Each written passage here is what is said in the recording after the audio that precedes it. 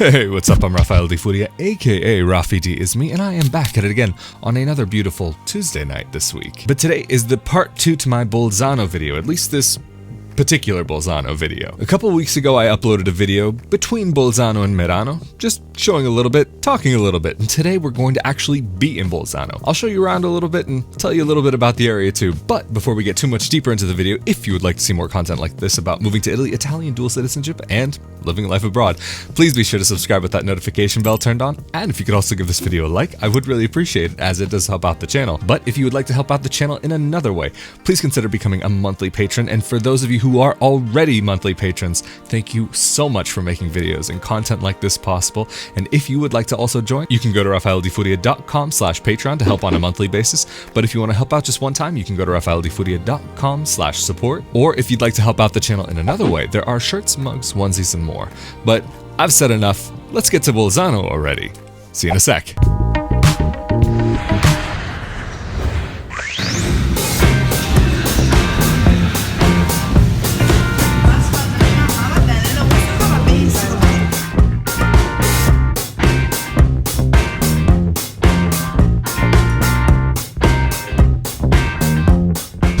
I am in Bolzano.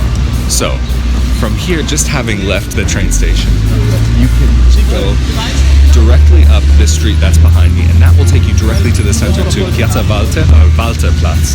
Or you can go up this side street here, which is generally what I would do, just because generally the places that I go, it's a little bit more convenient to go this way. Also, often when walking through the park on the way to Piazza Walther, it has a lot of people going through, so it has a lot more foot traffic and can be a little bit more crowded. And so for those of you who've actually seen my video about the Christmas markets, this park right here is where they have part of the Bolzano Christmas market, and the other part of the Christmas market actually just continues up on the street going to Piazza Walther. Oh, actually, I'm gonna go back because I just want to show you one little thing. I really do wish it were clear compared to the other plants. On a clear day, you really can see the Dolomites so clearly. Okay, now back to the center. There's also one other reason why I like to go this way, but let me get past this group of munchkins. There just so happens to be a gelateria, which I happen to enjoy quite a bit up this way. I'm not gonna get one today. Sorry. I know. I should, but I'm not. But also, actually, one of the other reasons why is because right here is the Südtirol Landtag, which is the local or provincial council. It's basically local government, because Alto Adige, Südtirol, has a form of autonomy which separates it in many ways from a lot of what goes on in the rest of Italy. For example, taxes that are collected in Alto Adige don't go to Rome. They basically just stay here, so which is one of the reasons why the streets here are a little bit cleaner, things are taken care of a little bit more, because this tends to be a more affluent region in general, and there's a lot of industry and a lot of tech businesses and different startups here. And so because of a lot of these larger businesses, there's a lot more taxes that are collected, and so it goes into the upkeep of the area, and it also goes into different social programs, various different festivals throughout the year, and a whole bunch of other different things that go on. You know, we're getting close to the gelateria, so you know, I mean, it would be a shame to walk by and just leave it just so lonely and by itself, just to leave that gelato there with nobody to love it. So it's a tough job, but somebody's got to do it. So this is the place right here.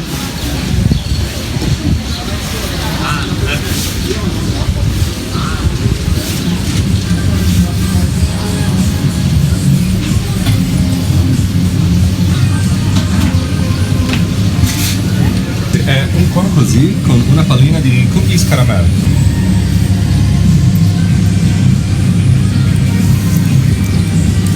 Grazie. Chin chin. Ooh, that's good. It's actually a new flavor. That's too good. That should be illegal. That is too good. Okay. So, I'm gonna finish this, and then I'll tell you a little bit more. Of course, that's not the only gelateria here. There are plenty, and bakeries galore all over the place. There's absolutely zero shortage. But one of the other reasons why I wanted to come up this way is because Piazza Walther, I'll show you that later. I feel as though it's maybe not necessarily the most interesting part of the city. It's fun to sit out and have a coffee there, or meet up with a friend, have a drink, grab a pizza. But I like the Via Portici more, and it's a little bit more direct if I came up this way rather than going directly to the Piazza Walther.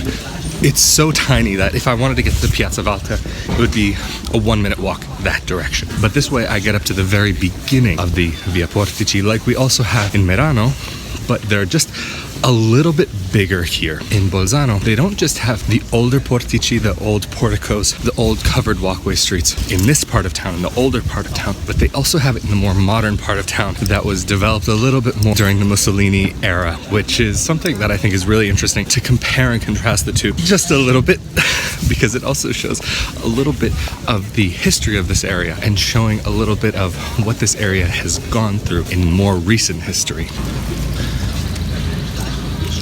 So we're just getting up to the Via Portici here. All in all, it doesn't look too different from Merano, but rather than the Via Portici being on a hill, here in Bolzano it's all flat. Streets are a little bit wider, and it's a little bit of a longer street, but then if we duck over under the Portici, the covered walkways are also quite a bit wider here than they are in Milano. And you've got all different kinds of shops here. You've got some local shops, some chain shops, or if you're into hats, this is a fantastic hat shop. I haven't shopped there, but I've been in a few times. I like hats, what can I say? And you'll be able to find everything from Zara, there's a Zara home just right over there, to H&M, or even one thing that might be familiar to the Americans out there and a lot of other people because it's now spread out around the world, Foot Locker. Go figure. There are a few other American shops here that you can find, like McDonald's. There used to be a Burger King, but the Burger King actually closed down when McDonald's came around. And more recently, actually, a Subway has come around. Even though it's a smaller city, it's not like there's nothing here. There is a mall that's on the southern part of town, but it's, I wouldn't say the most convenient to get to. But if you are here, you can take a bus that goes directly from the train station to the mall. But if you're coming here as a tourist, I can't imagine that a mall would necessarily be your number one stop when you come here. Although, if you are a gamer, they do have a GameStop there. Just saying. So, no matter what, there's a little bit of everything for everybody here. Whether you're looking for clothing, bathing suits, shoes, accessories, toys. The only thing that they don't really have on this street are electronics, other than maybe some home appliances. And because outdoor winter sports are a huge thing here, they've actually got a couple of these stores where you can buy hiking gear and snowboards, skis, snowshoes, all of that type of mountain gear. Even though it has all of the older looks that are more traditional and actually original, this area is, I would say, pretty commercial.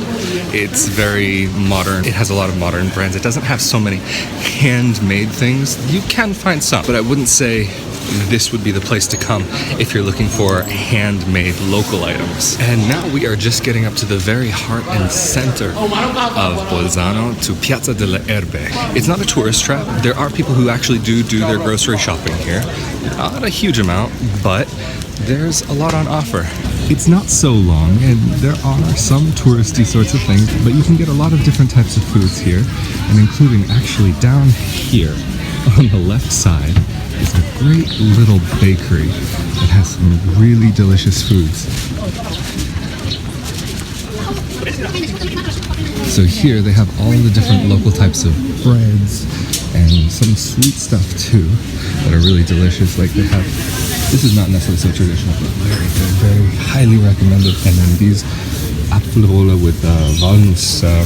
It may look like a cinnamon bun, but it's a roll with apple, and it's kind of at the crossroads between an apple pie, an apple turnover, and a cinnamon bun, but not so sticky like the cinnamon bun. And just behind that little bakery stand is actually a very local, traditional type of restaurant and a brewery, and they do some really good food there, so I would recommend checking that place out. Whenever people come to Bolzano, I tell them, go check that place out, because that's going to be like really, really traditional type of flavor.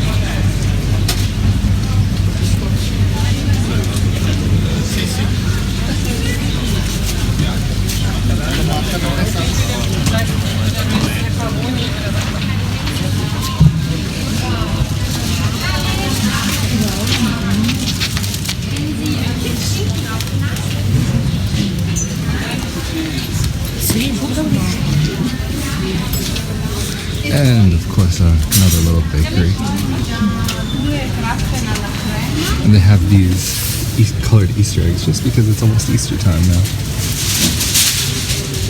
And up here are two of my favorite places. One is called Stars, which is right behind me, and they happen to have some of the best burgers you probably ever will have. They do like this grass-fed Tyrolean beef, like that's local, and it's just quality meat that you can just really taste it. Although I wouldn't say they're the biggest burgers, but they're very tasty. But it's not like a greasy diner burger.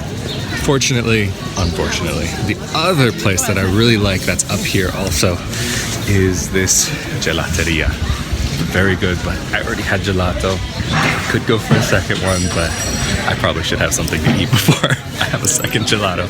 I probably actually just shouldn't have a second gelato period today. But even though the street does continue on for a while and it goes off in a couple different directions, what I want to do is take you to another part of town, the newer part of town. It's still not so new, but relatively speaking here. Oh, and this is actually something that's also very traditional here is the different types of sausages. They have big ones, small ones, ones that are filled with cheese, and all different kinds of yummy, delicious sausages. And there's also, if you continue down this way on the left side, there's also a good place. I probably prefer it. And then also, if you're staying here in Bolzano, this can be a good place to get some quick groceries that you can bring with you to where you're staying. But also, there is a much larger one down the road here, and it's underground. And because it's larger, that means that they have a much larger selection of goods that you can get there.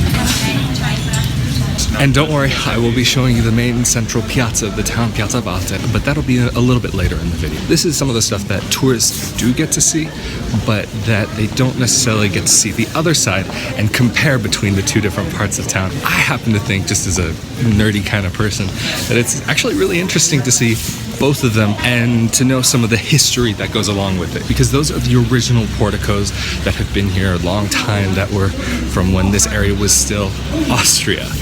But on the other side of the river, they're more in the larger kind of grand type of style that came with that period of Italian history. Like the train station in Milan has this like giant sort of feel, like you really feel like it dwarfs everything around it, and when you're inside you just feel tiny. And this, it's of course not as big, but it still has that same kind of, I guess you could say, feeling that's portrayed, that it's this big grand thing, that look at what we've built, look at what we've done. And especially because this area, I guess you could say, they wanted to try to convince the people here to be feeling a little bit more patriotic. They made a few installations that really showed who was in charge. So just as we're walking down, this is the much larger supermarket. I'm right now at the end of Via Museo, or Museumstrasse, and that's actually, if you know about Uzi, that's where they have the whole Uzi museum. If you continue along is where you get to a very nice park where you can actually come on a nice spring day or a summer day. And because here they don't have open bottle laws like they do in the States, for example, if you're the type of person that likes to enjoy a beer or some wine with your picnic, then you can actually go and have a picnic and not get hassled about that, is what I've heard. I haven't done it myself, but this is what I've heard. As I was walking, I kind of got a little sidetracked because, as some of you know, I am a burger connoisseur. This is one of my favorite things in life, and this place actually, I just noticed it. I've never seen it before. I'm never usually in this part of town. I sometimes come onto that street, but never this far down towards the river. But I was speaking to the guy who was running it. Apparently it just opened up a month ago. I would say very good. The meat quality is going to be a little bit different than the quality of the other burger place that I showed you. But overall, maybe just a little bit more food and a little bit lower cost. But either way, you're not going to be going wrong with either choice.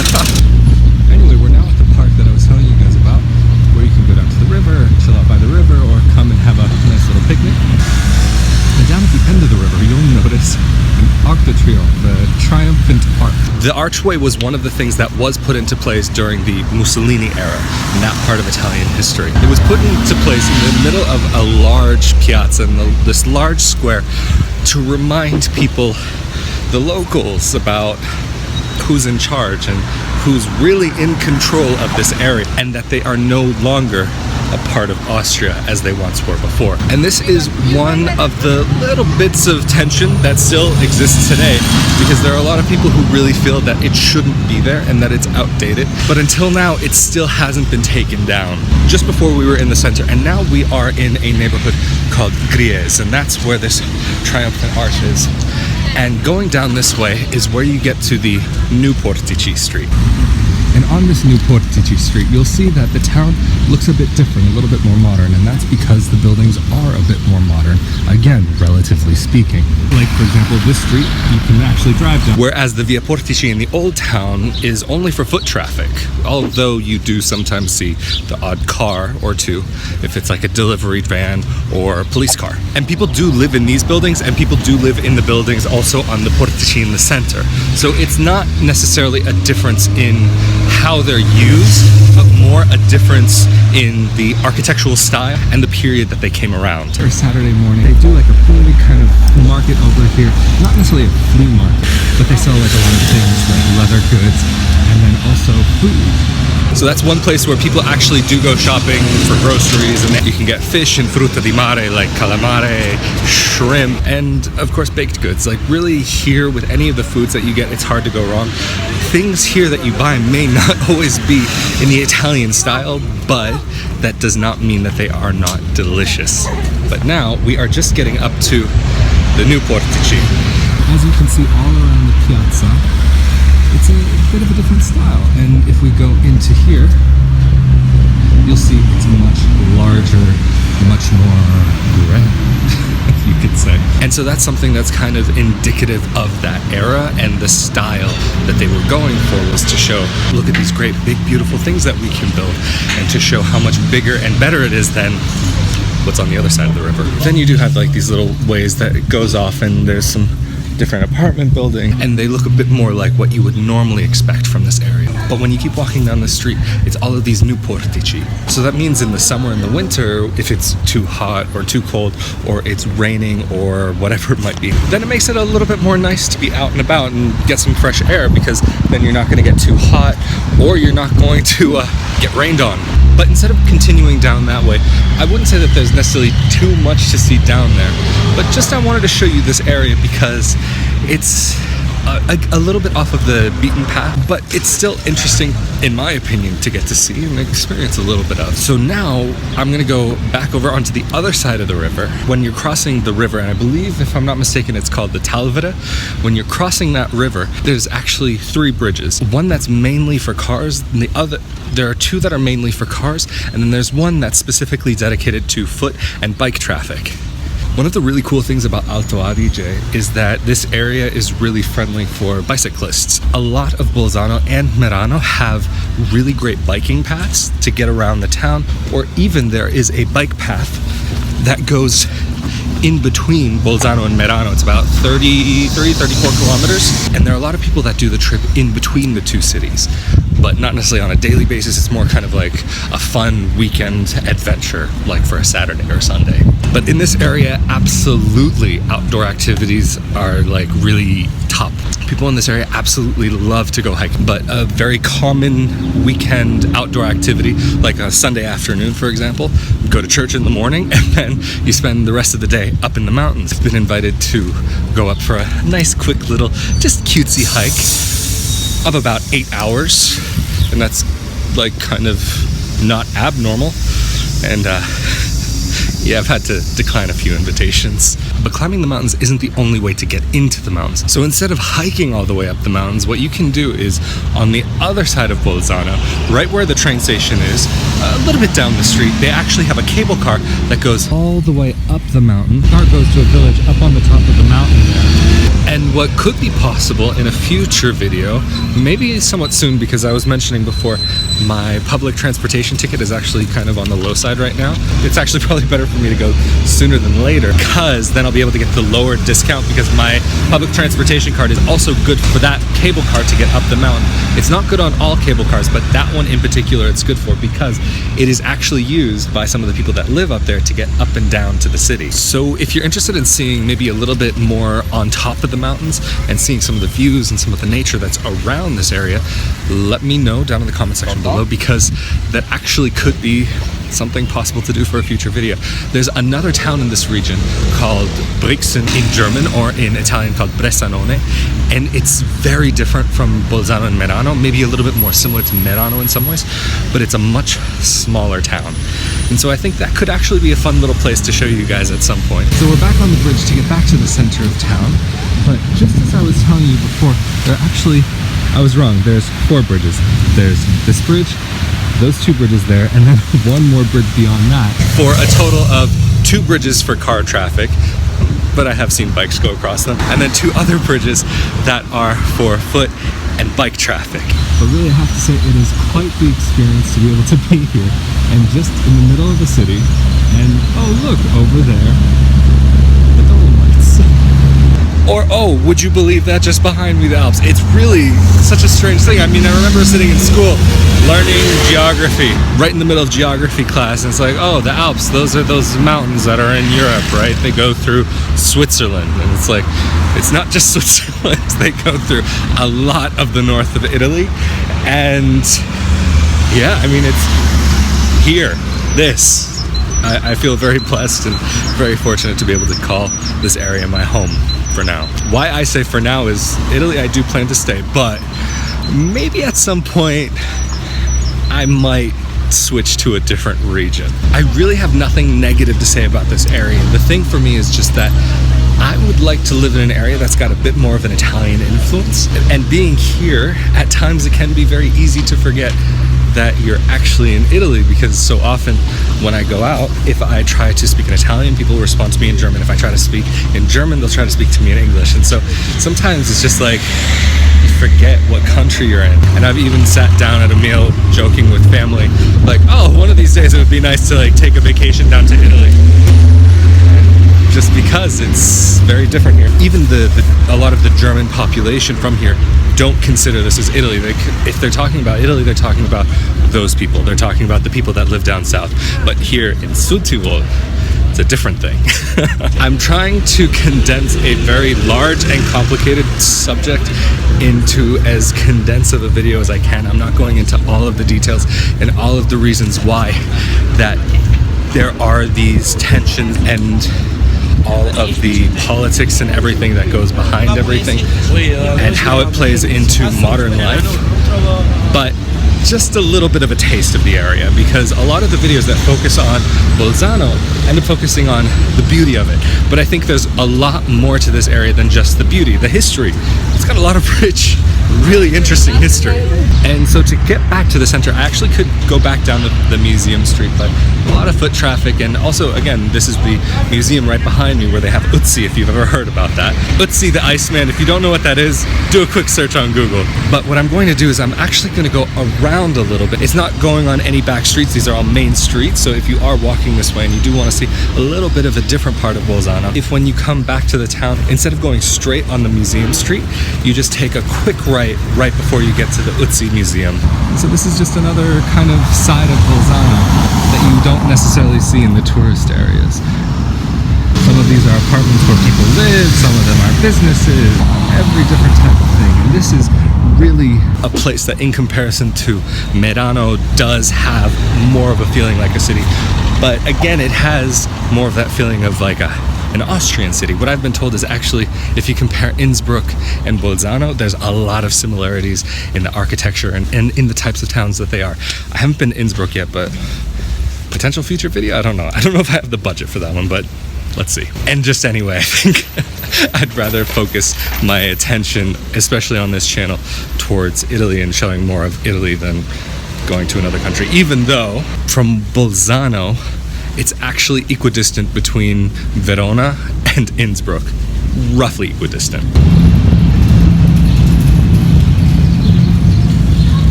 And so just coming up here on the right side is the university here in Bolzano. It's supposed to be a really great school, but it can be a little bit tough because to study there, for some courses, it's required not only to know German, not only required to know Italian, but to know the two of them and English on top. So if you're a native English speaker, okay, that's one thing. But if you have to learn all three of those languages, it could be a little bit tough. And they take language certification very seriously, and it's tough. It's tough stuff. So we kind of did like this big loop. Right now I'm on a small street that actually runs parallel to the main museum street. If you were to go on to the other side of these buildings, there actually are a few places where you can cut through. Like they have these covered walking shopping areas that you can go into. But at the end of this street here, if you go all the way to the end, which is just right there at the end of the block, and if you were to take a left, then you would get to the Piazza dell'Erbe. But instead what we're going to do today is we're going to go off to the right instead of to the left. I'll still show you the left just so you can kind of see what I was talking about. And there's actually, if you're into Irish pubs and stuff, there's a cool little Irish pub up there. They have some good cider choices. There's actually another Irish pub too that also, they're chill. But anyway, behind me up there, that's the Piazza dell'Erbe. And this actually is the sausage stand that I was mentioning before in the video when I was showing you the other sausage stand. There's just one right here. You go up the block, there's another one. But now, if we continue, if you were coming from the Piazza dell'Erbe and take a left right here, this will take you all the way down to Piazza Walther, the main central piazza of Bolzano.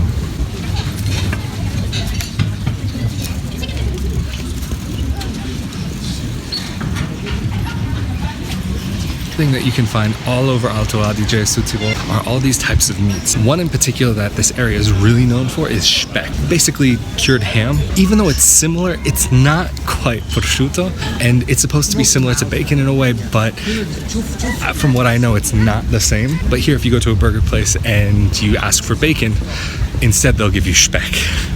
It's not the same, but similar idea, salty kind of pork product. The meat and the produce in general from this area though are really, really good, very high quality. The air here is very fresh and very clean, and they really take a lot of pride in what they do, and they really do it well. So if you ever have the chance to try the meat from this area or the veggies, if you're ever here, really try some of the local food and some of the locally grown food, and you will not regret it at all. Now we're just getting up to the end of the street, almost at the Piazza Walther, and in a second I will show you why it is called Piazza Walther, because it is named for that dude right there. That's Walt. I'm so disappointed because very often there's a guy here who plays a very traditional instrument. I think it's called the hackbrett, hammer dulcimer, I think in English. And so it's kind of cool because you're walking around and you hear this music which really sets the tone and very fitting for this area. But anyway, before getting over here to Walther, I don't know who this is, but this is the guy who this whole piazza is named for. When I first saw videos of this area, I actually thought that this piazza was much larger. It's large, don't get me wrong, but it's large, but it's not too large. It's cozy. And just across the street here, you have the main church of Bolzano.